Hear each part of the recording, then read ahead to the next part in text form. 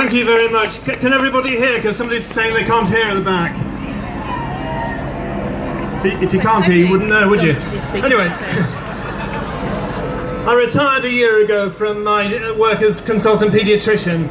I had the privilege of working with disabled children and their families, and the added privilege, of course, of defending Lewisham Hospital, which is still incredibly busy and incredibly successful. In my years in the NHS, we've always worked together with other agencies, committed to helping disabled young people to realise their potential.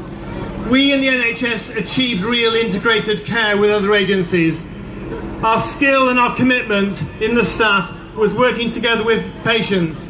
We don't need Simon Stevens or STPs to tell us what integration means. Now, as co-chair of Keep Our NHS Public, a job I didn't really plan for in retirement, the fight is on to save the very services that those families that I've worked with for 25 years rely on. This government is ideologically opposed to funding public services. It's contemptuous of staff working themselves into the ground. Instead of the integration it speaks of, it is disintegrating the NHS and social care.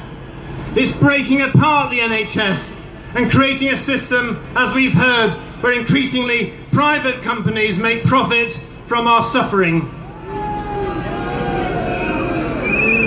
The government puts this through. This is such a wonderful day because so many people here show us that we've woken up. But the government has been peddling lies repeatedly, and one of them is that community care will replace the need for 30% of hospital beds. And what's the result? 15,000 hospital beds have been lost in the last 6 years. And in January, there were scenes of a child waiting assessment for meningitis, asleep on 2 chairs in casualty for 8 hours before he was even assessed. Savage cuts to community social care and to health visitors and school nurses and community nurses and public health and hospitals like Ealing, which has lost its maternity service and its paediatric wards, mean that the lie about community care has been exposed. Community care is not cheaper, it will not save money, it will not reduce the need for hospitals, and it needs massive investment, not cuts. Keep Our NHS Public is 12 years old, and we've been there for holding 3 governments to account. We've got local campaign groups up and down the country. Our principle is that we must unite on what we agree on to defend the NHS, not pathetically divide on what we disagree on.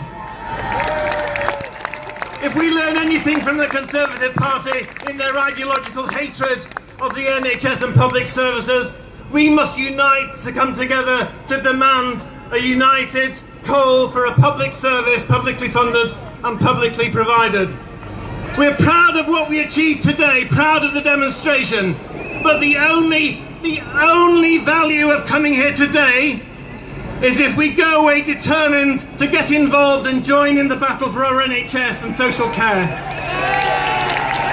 I'm finishing now, but I heard an ambulance speaker the other night saying that she daily sees elderly people in their beds calling out an ambulance service having failed to have their social care visits, mentally disturbed people unable to get any care from social care. We demand on this demonstration public social care as well as public health care.